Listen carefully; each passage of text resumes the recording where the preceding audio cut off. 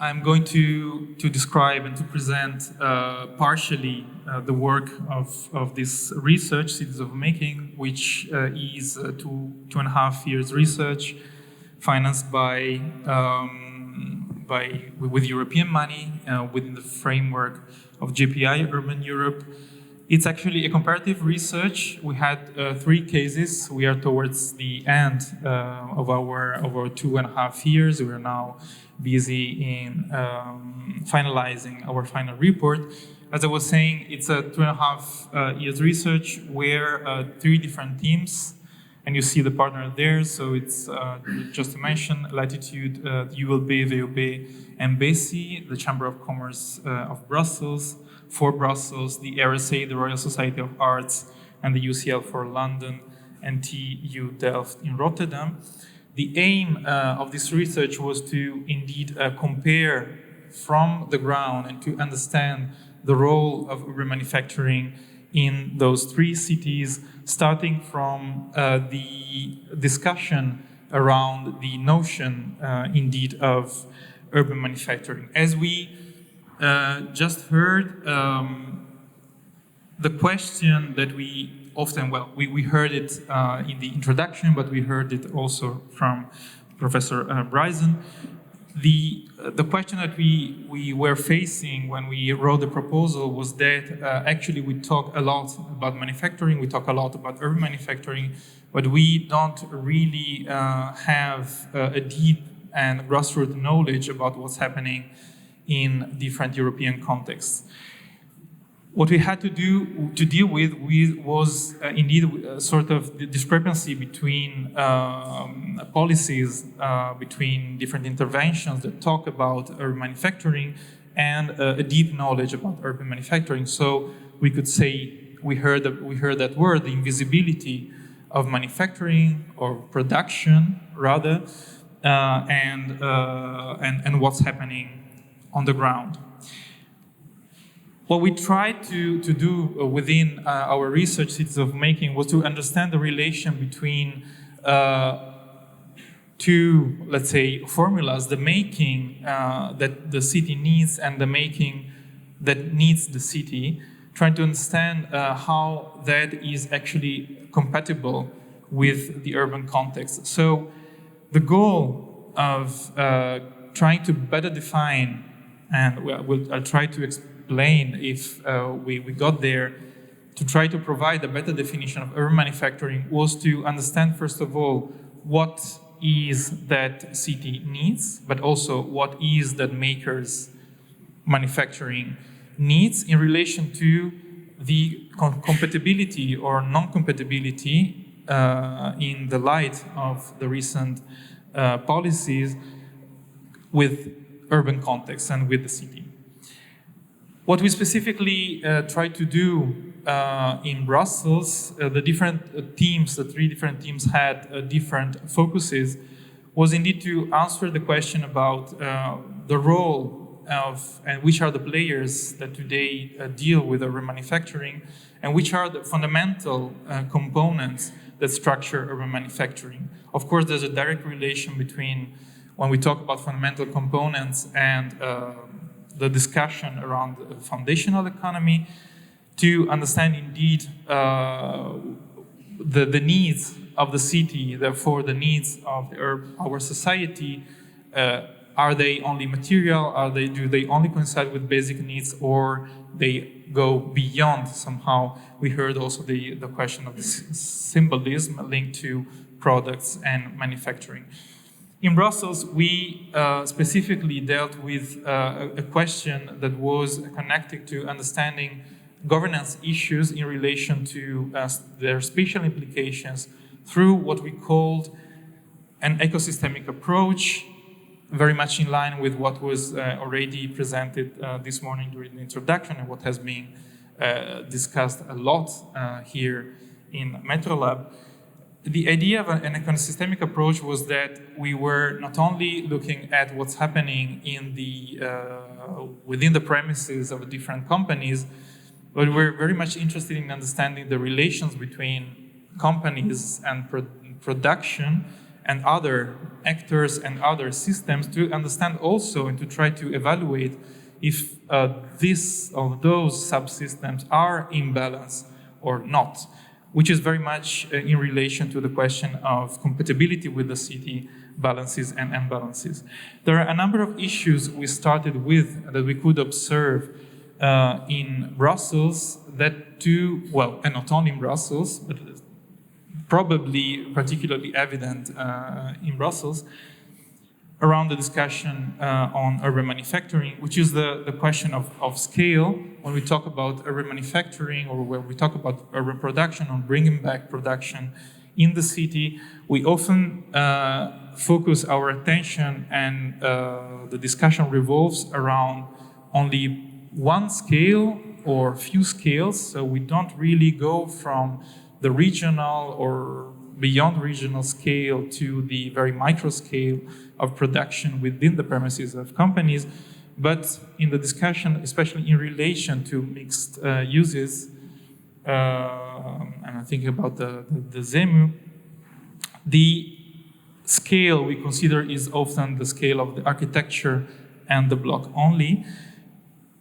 The contextual imbalances sometimes that are discussed in relation to bringing back urban manufacturing are sometimes not always bad, but they have to be contextualized, and they can be even an asset and a leverage for certain socio-spatial values, and the question of time as fundamental to be considered in terms of transition from a certain context and setting to probably a new one. What we did in Brussels was to look at three zones, three areas that to us were prototypical of certain conditions for the Brussels context and beyond, also for London and Rotterdam. We took three cases that are Buda, Kuregem, and Drogenbostal. As we all know, for the ones that are not familiar with Brussels, Brussels, of course, is a very specific context, being a city region where borders, of course, administrative borders matter a lot. So we have two cases that are cross-border, Buda and Drogenbos, and one that is close to the Pentagon, close to the city center, actually here. Why those three contexts? To us, Drogenbostal to the south, cross-border, is representative of the, we could say, classical, in quotes, a condition of the sort of mixed use that you can find all along the canal in the Brussels capital region, where you can find small, medium enterprises mixed with housing, offices, services, etc. And on the two other cases, we have two opposite conditions. Kuregem here, that represents the context of the prevalently dense housing tissue with medium, sometimes, to small and micro, the presence of small and micro producers, manufacturers, sometimes blended with crafts. And on the other hand, Buda to the north, also cross-regional, where we have an area that is prevalently monofunctional, where we have a small percentage of other functions. What we did, the way we proceeded, was to then try to select a limited number of companies according to a series of criteria that range from the spatial conditions, number of employees, kind of production, to try to select per area around 10 companies that to us were representative of not only the area per se, but also the certain conditions or that could be fruitful for the discussion around urban manufacturing. What we then did was to conduct a spatial survey in those three areas and around those companies, so with a quite bottom-up grassroots approach, direct observation, also behavioral maps that helped us to define and understand which are the very fine-grained dynamics that happen or problems that happens in terms, for example, of loading and loading, workspace organization, etc. And then we have conducted a number of video recorded interviews some of which you can find in our website, and I invite you to watch them. Two, we could say one only, unfortunately, for questions of time and workforce within our group category, that are only CEOs, to know more about the nature of the problems and how those companies actually work. I'm now briefly going to only discuss and present you 2 out of the 3 cases, Buda and Kuragam, starting from Buda, which is the number 3 in the order of the 3 cases. As I was saying, Buda is located in the north fringe of Brussels. What we did for the 3 cases was to construct a number of maps that are, on a certain extent, a quite classical exercise for us, being mainly in our group urban designers and architects. So on a sample of 1 to 1 kilometers, we conducted a quite simple delayering, where we tried to understand, in this case, you can see the relation between built and unbuilt space, where manufacture or productive spaces are located, services, retail, housing, transit and public transport, to then get to a series of maps that were to us different in the 3 cases, and are interpretative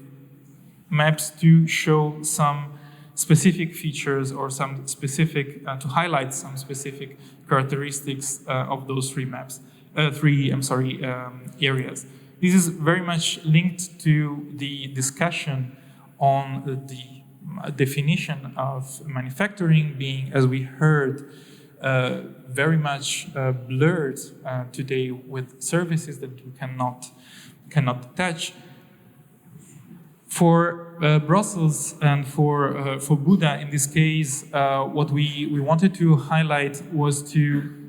show how actually this monofunctional area still plays a quite fundamental role in Brussels, being a multi-scalar centrality and a distribution node. So we took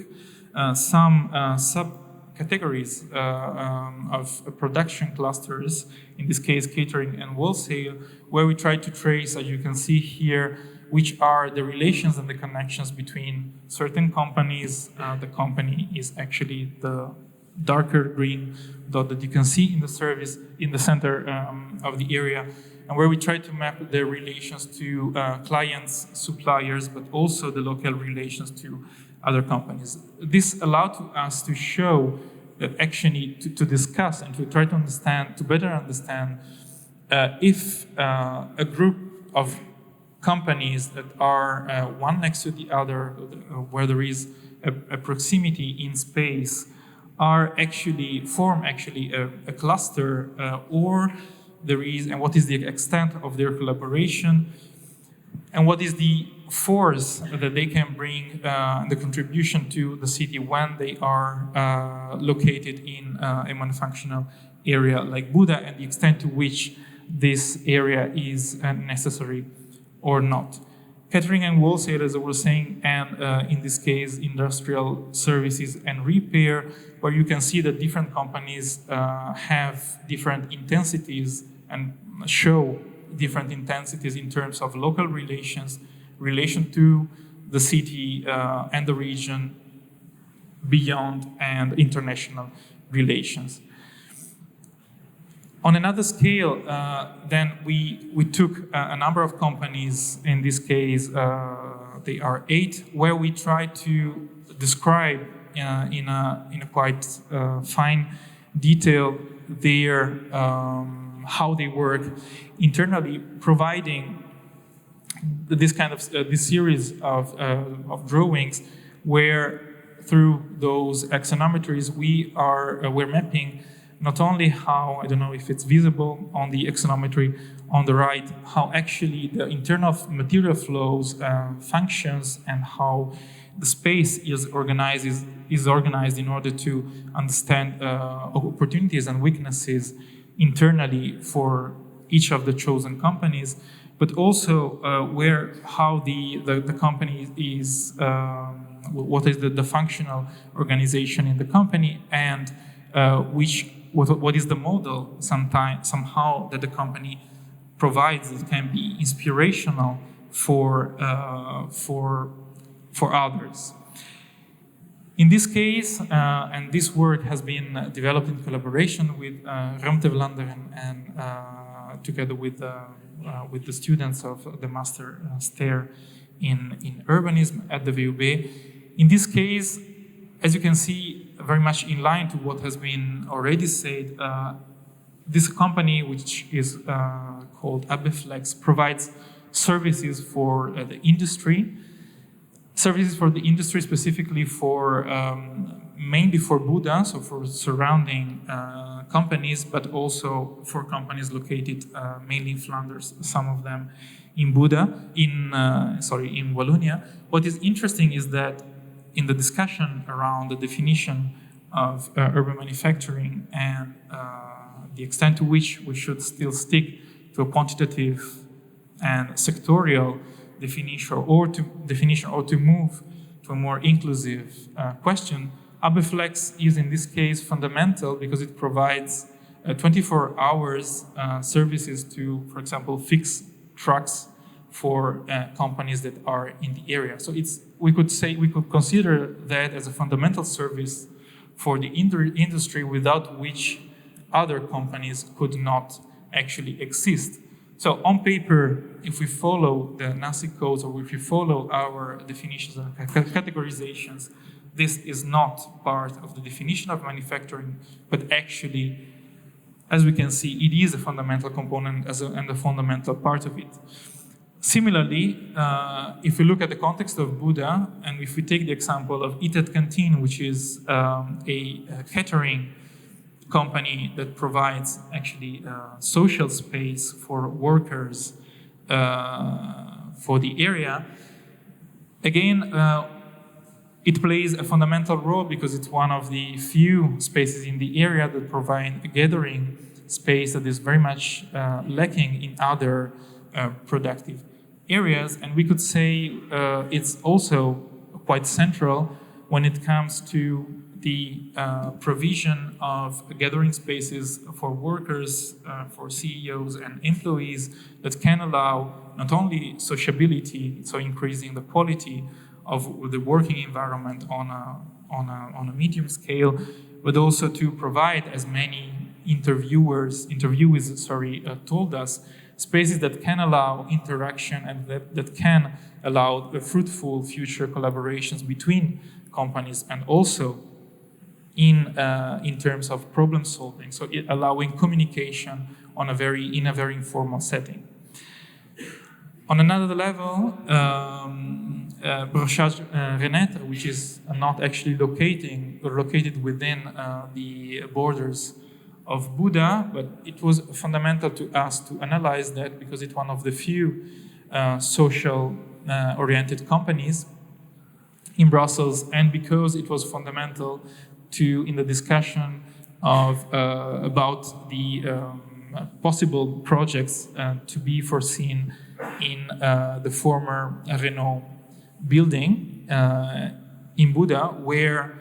amongst the different range of possibilities for the Renault building, there was also discussion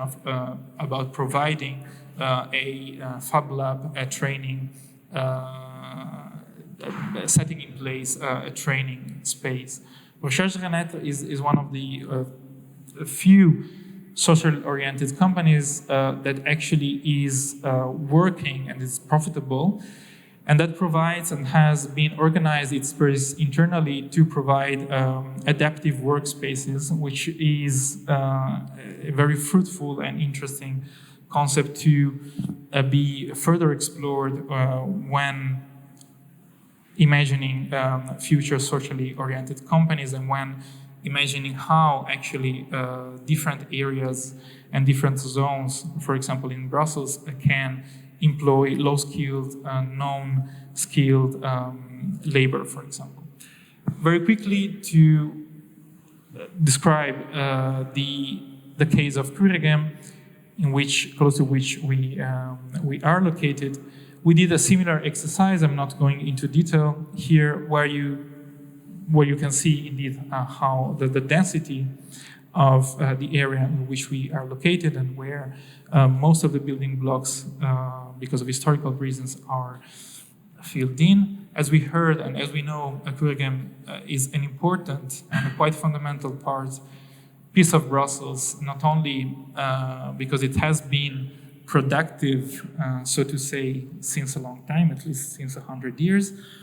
but also because it's an important arrival neighborhood, the fact of which brings a number of also question marks and clashes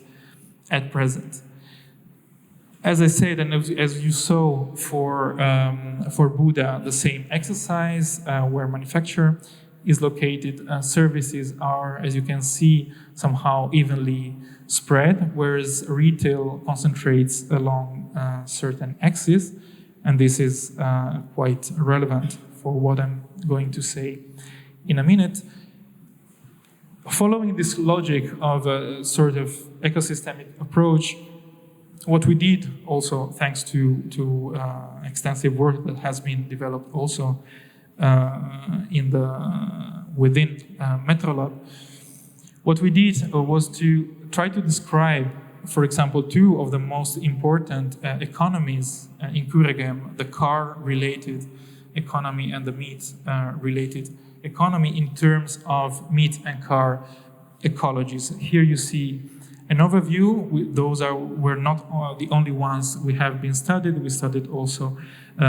new startups, printing and metal manufacturers, and social economy in Kuregem. But just to stick to those two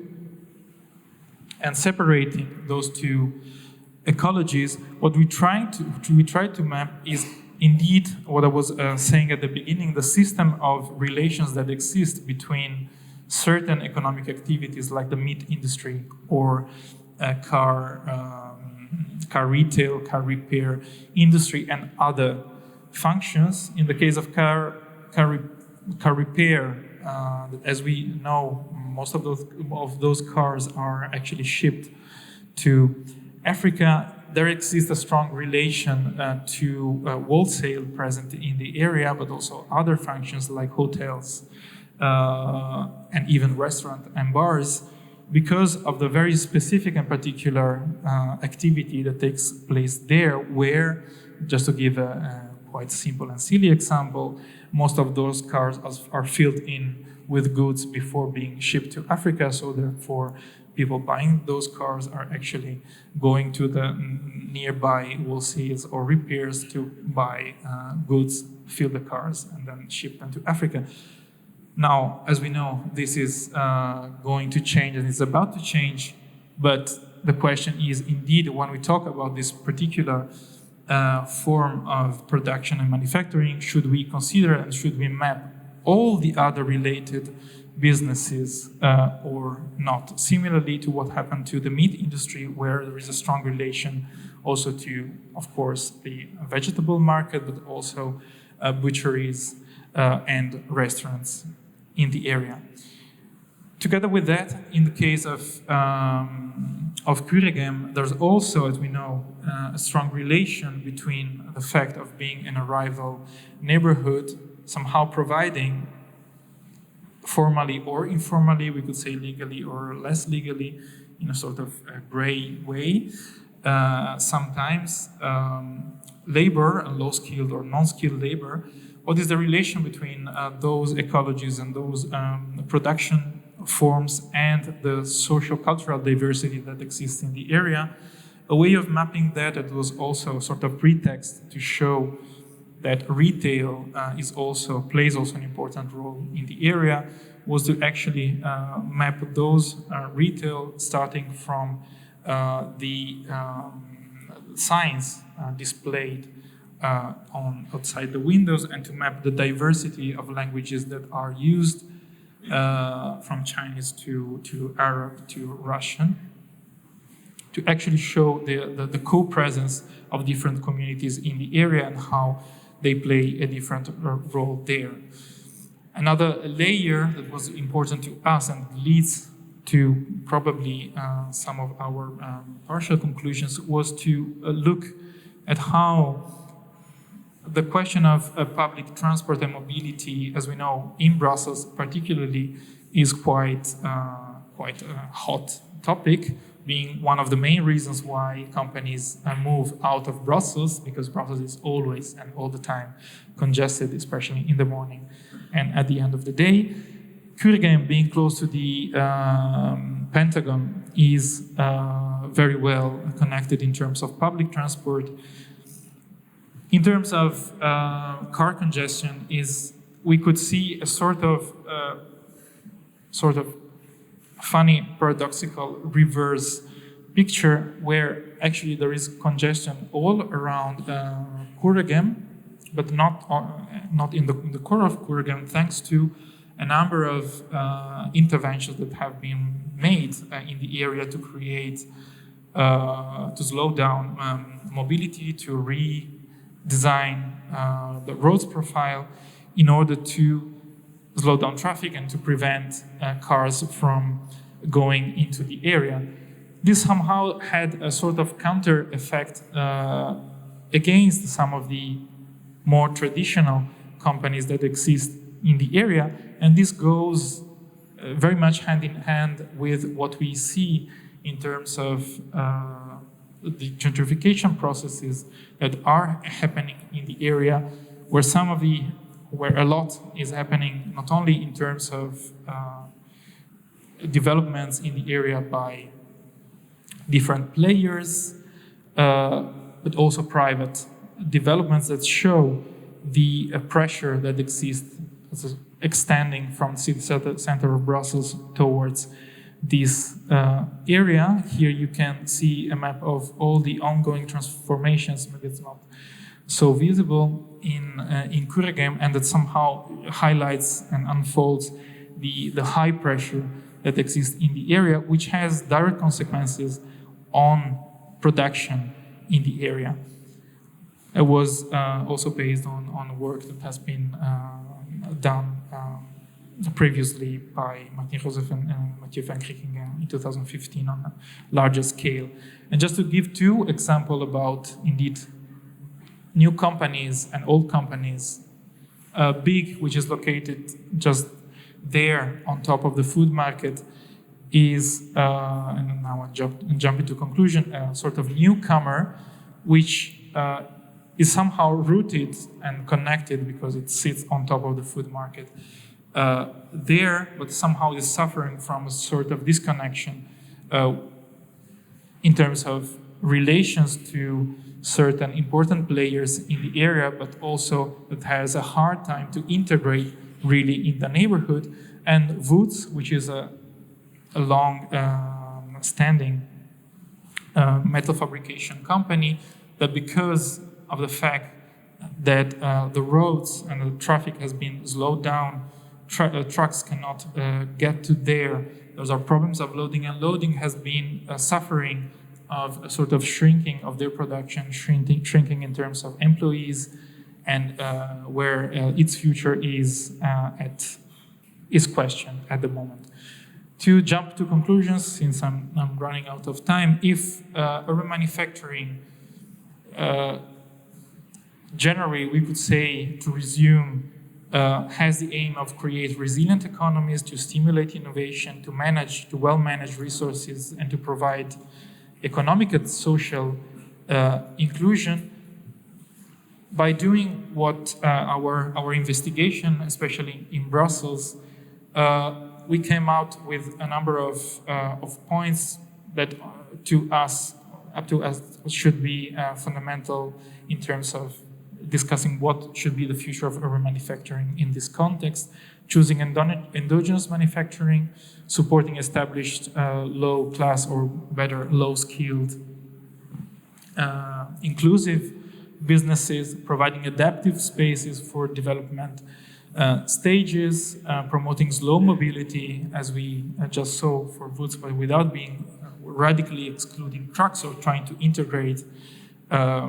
different logistics in the area, and integrating different ways of resilience where companies like, for example, Cantillon, which is also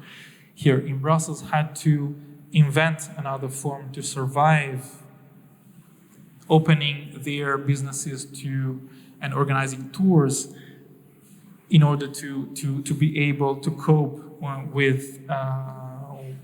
the phase of decline and being very successful at that, and facing the issue of the real estate development and conversions, as it's pointed out by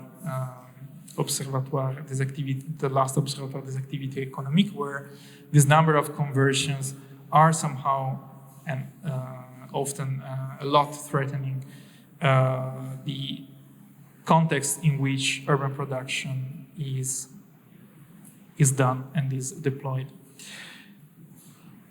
To conclude, so we could say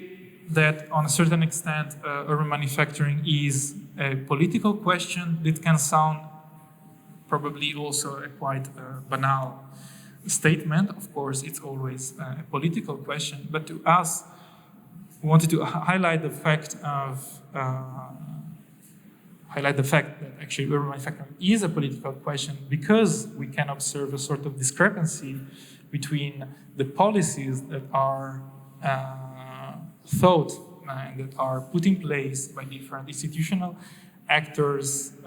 public and private actors, and actually the reality of urban manufacturing. And Kuregame is a good example of that, where some of those policies, and we will maybe have the time to discuss that, are made for the good and to promote and to preserve urban manufacturing, but often have actually, in our opinion, counter effect, leading to probably the disappearance of a number of existing manufacturers in the area. Thank you.